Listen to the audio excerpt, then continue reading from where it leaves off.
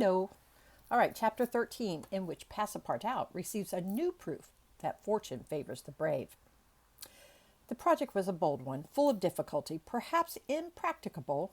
Mr. Fogg was going to risk life, or at least liberty, and therefore the success of his tour. But he did not hesitate, and he found in Sir Francis Cromarty an enthusiastic ally. As for Passepartout, he was ready for anything that might be proposed. His master's idea charmed him. He perceived a heart, a soul under that icy exterior. He began to love Phileas Fogg. There remained the guide. What course would he adopt? Would he not take part with the Indians? In default of his assistance, it was necessary to be assured of his neutrality. Sir Francis frankly put the question to him. "Officers," replied the guide, "I am a Parsee, and this woman is a Parsee. Command me as you will."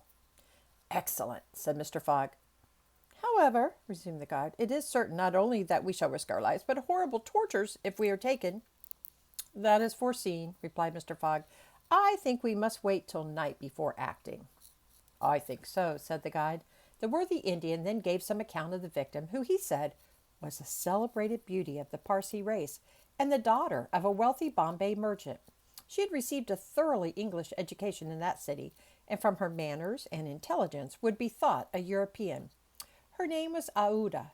Left an orphan, she was married against her will to the old Rajah of Bundelkund, and knowing that the fate that awaited her, she escaped, was retaken, and devoted by the Rajah's relatives, who had an interest in her death, to the sacrifice from which it seems she could not escape. The Parsee's narrative only confirmed Mr. Fogg and his companions in their generous design.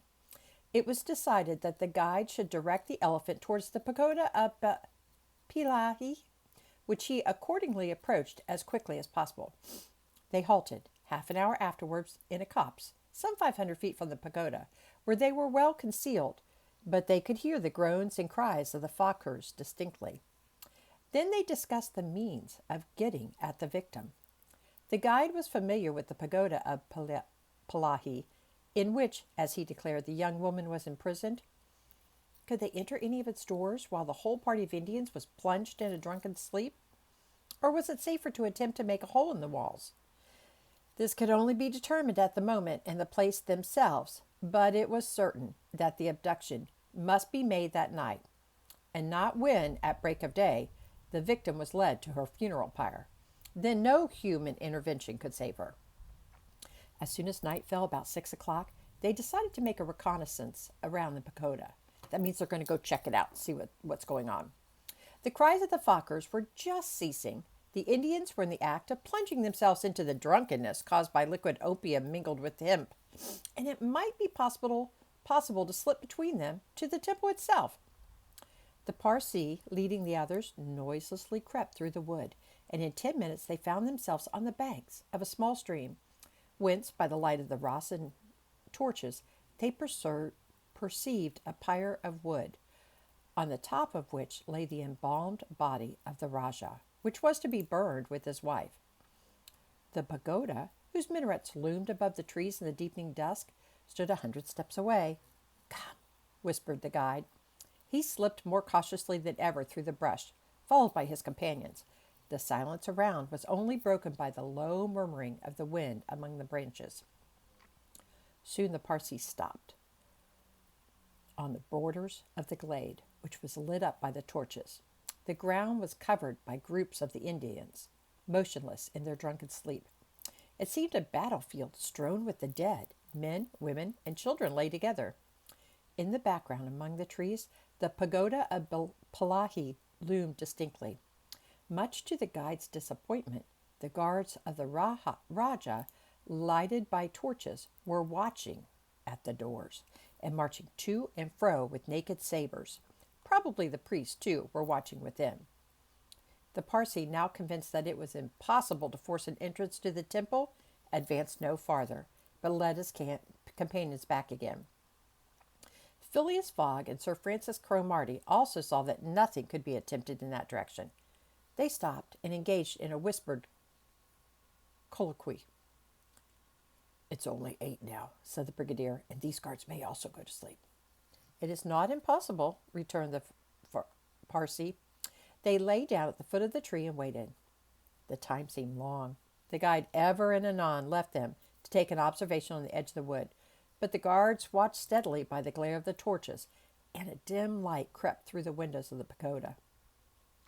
They waited till midnight, but no change took place among the guards, and it became apparent that their yielding to sleep could not be counted on. The other plan must be carried out. An opening in the walls of the pagoda must be made. It remained to ascertain whether the priests were watching by the side of their victim as assiduously as were the soldiers at the door. After a last consultation, the guide announced that he was ready for the attempt and advanced, followed by the others. They took a roundabout way so as to get at the pagoda on the rear. They reached the walls about 12:30 without having met anyone. Here there was no guard, nor were there either windows or doors. The night was dark. The moon on the wane scarcely left the horizon, and was covered with heavy clouds. The height of the trees deepened the darkness. It was not enough to reach the walls. An opening in them must be accomplished, and to attain this purpose the party only had their pocket knives. Happily, the temple walls were built of brick and wood, which could be penetrated with little difficulty. After one brick had been taken out, the rest would yield easily. They set noiselessly to work, and the Parsi on one side and Passepartout on the other began to loosen the bricks so as to make an aperture 2 feet wide. They were getting on rapidly when suddenly a cry was heard in the interior of the temple, followed almost instantly by other cries replying from the outside. Passepartout and the guide stopped. Had they been heard?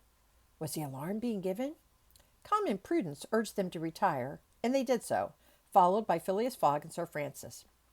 They again hid themselves in the wood and waited till the disturbance, whatever it might be, ceased, holding themselves ready to resume their attempt without delay. But awkwardly enough, the guards now appeared at the rear of the temple, and there installed themselves in readiness to prevent a surprise. It would be difficult to describe the disappointment of the party, thus interrupted in their work. They could not now reach the victim. How then could they save her? Sir Francis shook his fist. Passepartout was beside himself, and the guide gnashed his teeth with rage. The tranquil Fogg waited without betraying any emotion. "We have nothing to do but go away," whispered Sir Francis. "Nothing but to go away," echoed the guide. "Stop," said Fogg. "I am only due at Allahabad tomorrow before noon." "But what can you hope to do?" asked Sir Francis. "In a few hours it will be daylight, and—" "The chance which now seems lost may present itself at the last moment." Sir Francis would have liked to read Phileas Fogg's eyes. What was this cool Englishman thinking of? Was he planning to make a rush for the young woman at the very moment of the sacrifice and boldly snatch her from her executioners? This would be utter folly, and it was hard to admit that Fogg was such a fool. Sir Francis consented, however, to remain to the end of this terrible drama. The guide led them to the rear of the glade, where they were able to observe the sleeping groups.